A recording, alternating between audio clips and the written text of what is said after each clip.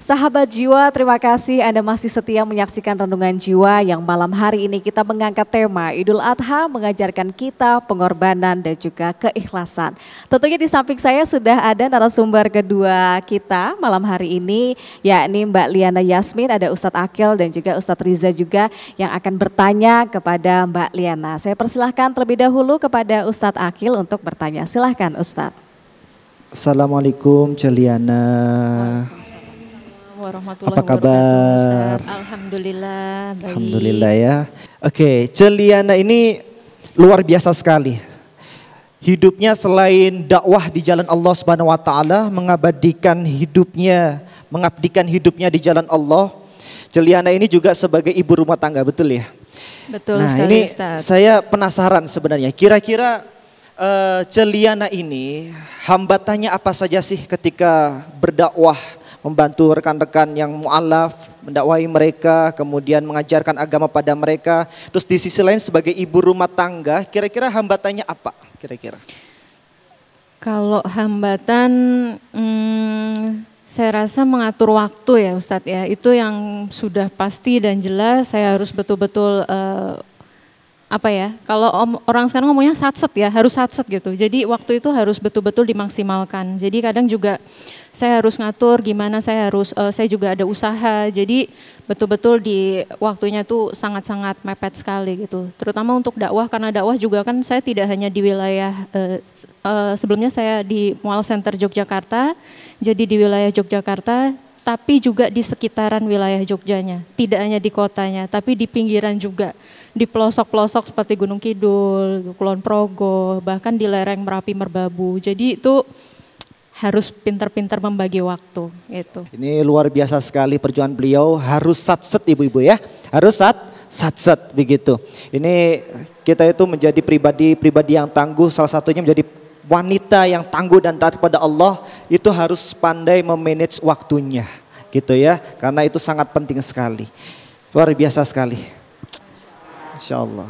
Kalau dari Ustadz Riza, kira-kira yang ingin didalami dari Mbak Liana ini apa Ustadz? Kalau kita melihat kisah Hajar ada dalam Quran dan hadis, saya melihat Hajar masa kini loh.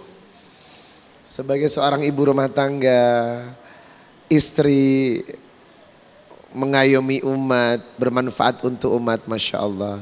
Itu tidak mudah tentunya.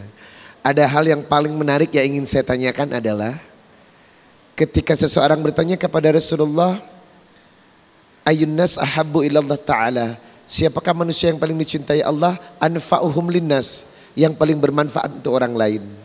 Nah, sejak kapan Mbak memastikan dirinya memilih bermanfaat untuk orang lain, dan apa alasannya Mbak memilih agar hidup kita bermanfaat untuk orang lain?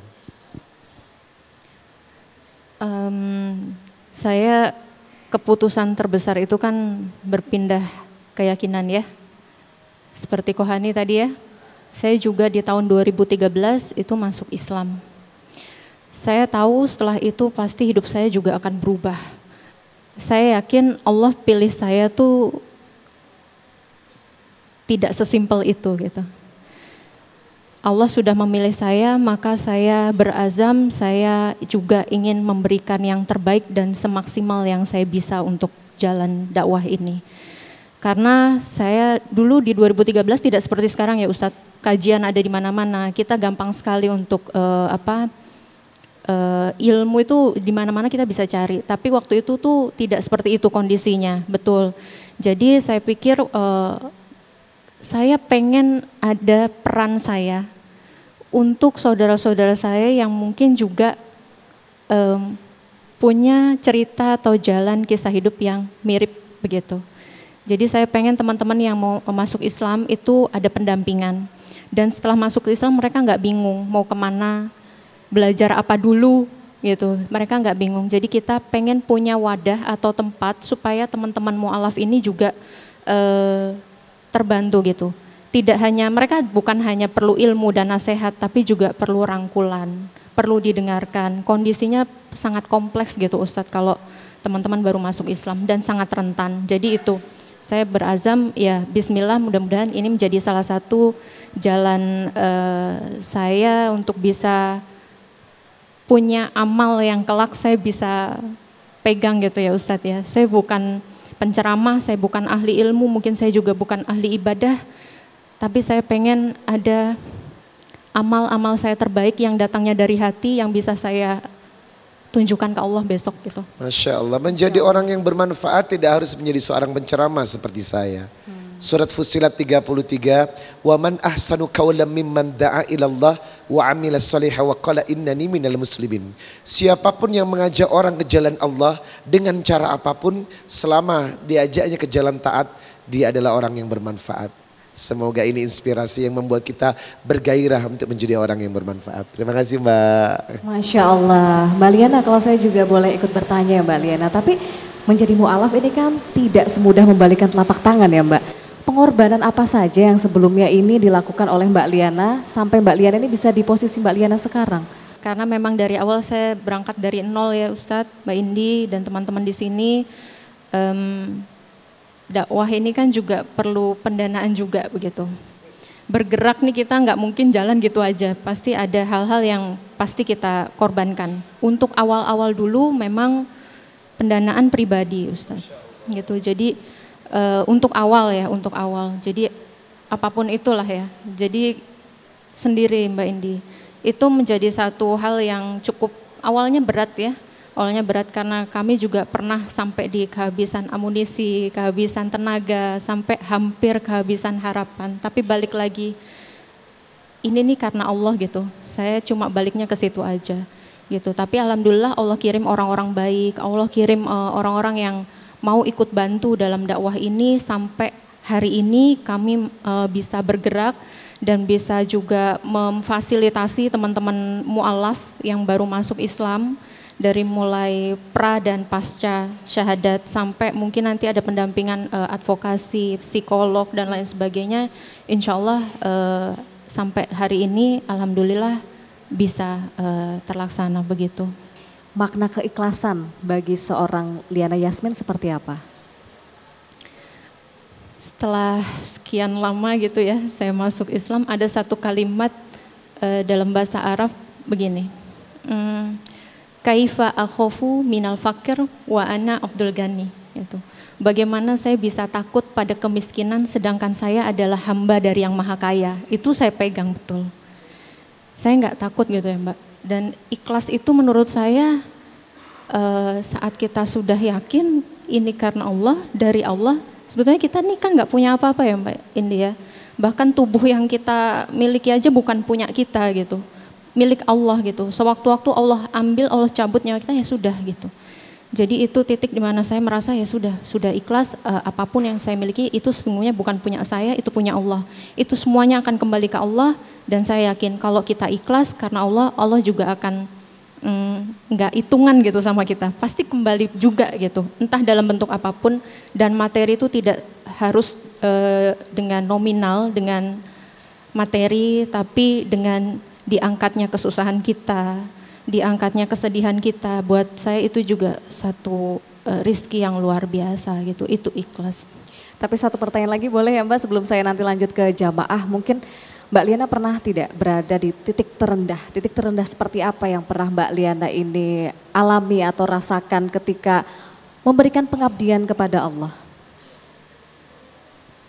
Titik terendah tadi ya, sampai hampir kehilangan harapan, sampai banyak mungkin orang yang datang minta pertolongan, teman-teman mu'alaf minta tolong, tapi saya nggak bisa apa-apa. Itu rasanya gimana ya, orang minta tolong tapi kita nggak bisa nolong tuh sedih gitu. Nah itu titik terendah, tapi balik lagi tadi, kembalikan lagi ke Allah, kalau niatnya kita memang lurus karena Allah, bismillah, pasti ada jalan. Pasti, saya bilang pasti karena sudah mengalami gitu.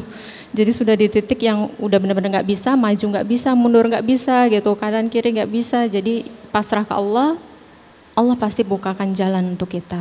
Begitu. Masya Allah, Allah maha kaya ya dan akan memberikan jalan kepada kita yang mencarinya. Baik, saya akan persilahkan kepada seorang jemaah yang ingin bertanya. Boleh siapa? Oke. dari jamaah ibu-ibu. Silahkan pertanyaannya apa dan siapa nih namanya? Assalamualaikum warahmatullahi wabarakatuh. Waalaikumsalam warahmatullahi wabarakatuh. Ci, saya mau nanya, apa tantangan terbesar Ciliana hadapi membimbing mualaf? Ya, dari sekian dari saya, terima kasih. Assalamualaikum warahmatullahi wabarakatuh. Waalaikumsalam warahmatullahi wabarakatuh. Tantangan terbesar dalam membimbing ummahat yang ingin masuk Islam. Silahkan, Ci. Tantangan terbesarnya tuh biasanya ngajarin teman-teman yang memang dari nol itu kan kita perlu sabar. Kita perlu benar-benar telaten gitu ya. Karena mereka memang datang tuh dalam kondisi yang tidak stabil biasanya. Dalam kondisi yang sedang banyak masalah. Dari keputusannya yang besar itu memeluk Islam, maka kita yang harus betul-betul sabar membimbing pelan-pelan gitu. Karena biasanya mereka satu paket dengan banyak masalah. Jadi kita juga harus satu-satu belajarnya mulai dari bawah, dari akidah pertama, baru setelah itu kita bertahap begitu. Jadi tantangan terbesarnya sebetulnya ya itu harus sabar dan terus kita juga sebagai pembimbing harus tetap bertolabul ilmi, menambah keilmuan kita begitu. Subhanallah, sahabat jiwa, itu dia seorang Liana Yasmin tentu mengajarkan kita tentang pengorbanan dan juga keikhlasan. Semoga semangat dari seorang Liana Yasmin ini bisa menular ya kepada kita semua untuk bisa selalu ikhlas berada di jalan Allah. Baiklah sahabat jiwa, kita akan jeda terlebih dahulu, namun usai jeda berikut ini Renungan Jiwa akan kembali untuk Anda. Kita masih akan mendengarkan untayan hikmah penuh makna dari guru-guru kita baik Ustadz Riza maupun Ustadz Akil. Usai yang satu ini.